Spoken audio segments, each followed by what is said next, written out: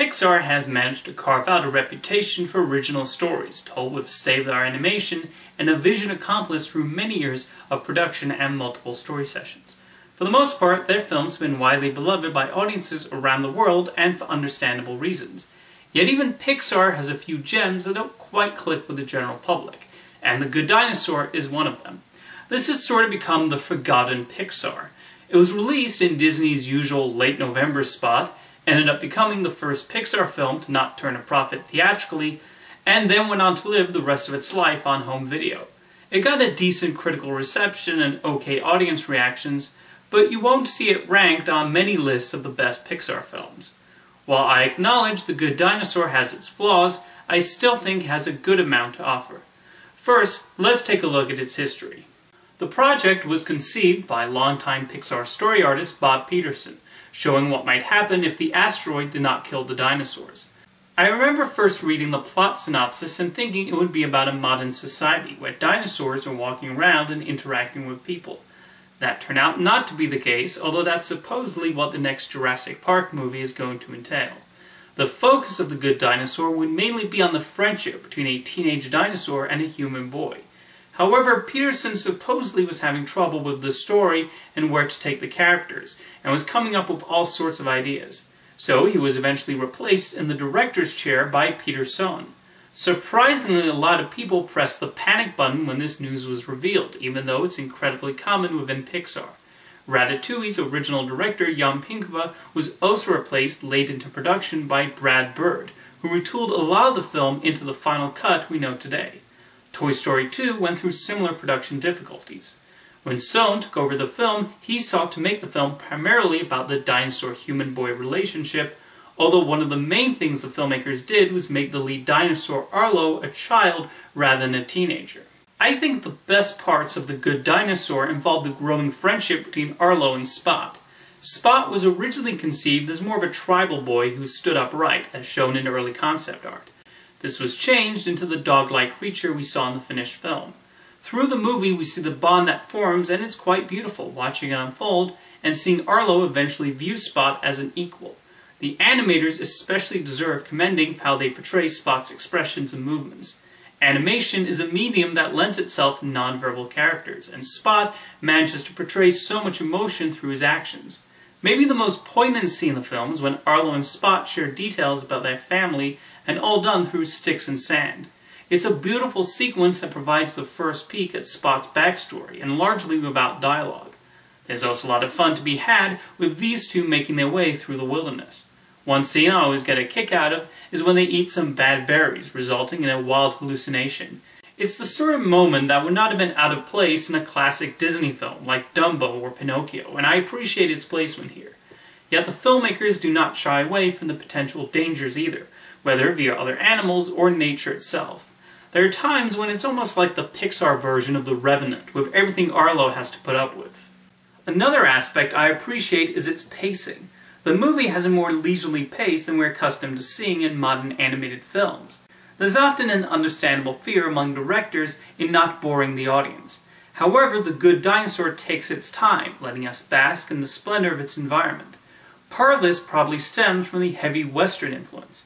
Peter Sohn was especially inspired by the films of John Ford, which lovingly photographed Monument Valley and the great landscapes of the American West. The characters Arlo and Spot meet also fit into those classic Western archetypes. The most fun are the T-Rexes, who serve as the cattle wranglers of this dino world. There's a neat scene where they're just sitting around a campfire. It's a nice conversational moment that allows Arlo to learn that it's okay to be scared sometimes. In contrast, the pterodactyls act like cowboy outlaws with a thirst for any prey they come across. The various characters Arlo and Spot meet really help in making this world come alive, and each encounter does play a role in developing Arlo as he gets braver and braver. An especially pivotal scene is when Spot finally meets other humans. Like the stick scene, it's done mostly without dialogue, and yet we understand the thoughts going through Arlo's head as he realizes Spot needs to stay with his own kind, just as he has to return to his family. Pixar films are often about how the connections we make along the way change and evolve us to become better and more compassionate people, and The Good Dinosaur nicely continues that theme. Another note I want to bring up is the visual look of the film. Even before The Good Dinosaur was released, the character designs were criticized for being too cartoony. It's a strange phenomenon among some animation fans to dislike computer animation that strives to have more of a cartoon-like appearance. But a large reason I love the medium so much comes from its limitless possibilities. Pixar characters in general try to have an appealing quality to them, and I found Spot and the dinosaurs to look incredibly appealing. The Pixar directors have often talked about how they never want audiences to forget they're watching an animated film. There is often a photorealism in the backgrounds, which I'll get to in a little bit, but that characters always appear, well, animated. The eyes are notably enlarged, a tradition that goes back to classic Disney to allow for more expression. There's also simplicity to the way Pixar characters are designed, so they are easily identifiable. Most people, were they shown a collage of Pixar leads, could easily pinpoint them, which shows how much the studio avoids their creations looking generic.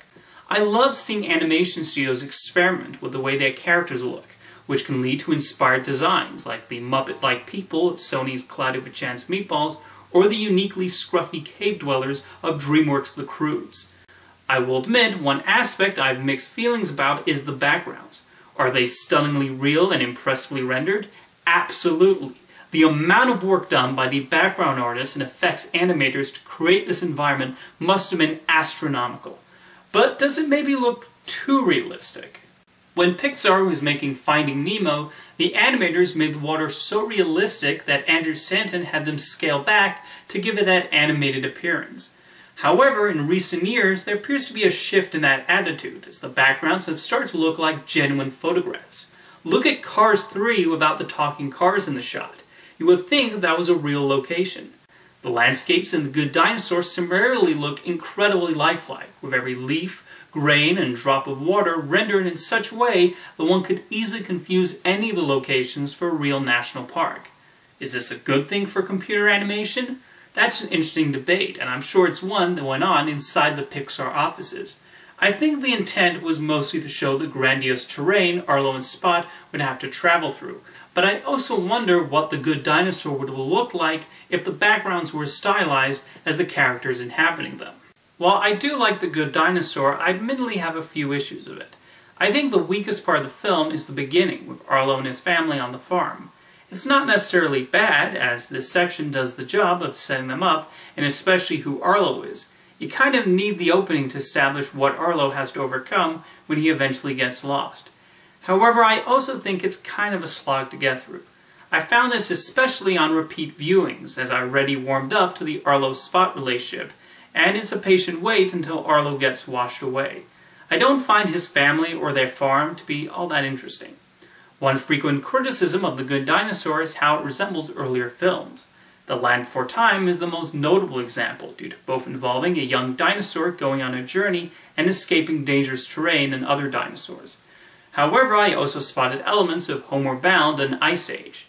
I also cannot help but think of The Lion King, when Arlo's dead father comes back as a ghost to help Arlo and give him the final motivation to confront his fears. That slight derivativeness does somewhat undercut the emotion. Now, being similar to previous movies does not have to be a bad thing. After all, at this point in time, every movie is inspired by previous movies. The folks at Pixar have openly admitted they will screen other movies to pick up on story ideas that can be helpful on their own films. The key is making sure the audience is still invested in the story to overlook those similarities.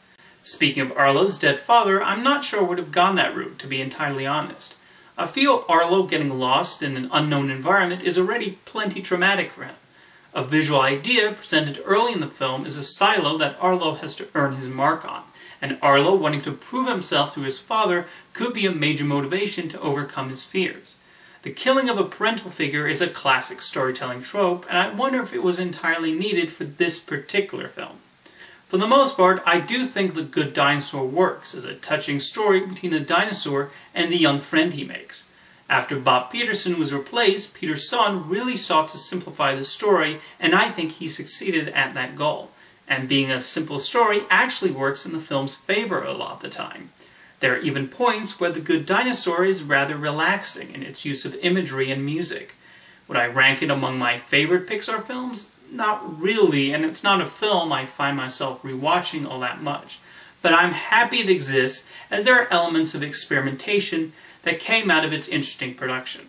If you saw The Good Dinosaur on its original theatrical release and was underwhelmed, I think enough time has passed to give it another look and see if you have warmed up to it.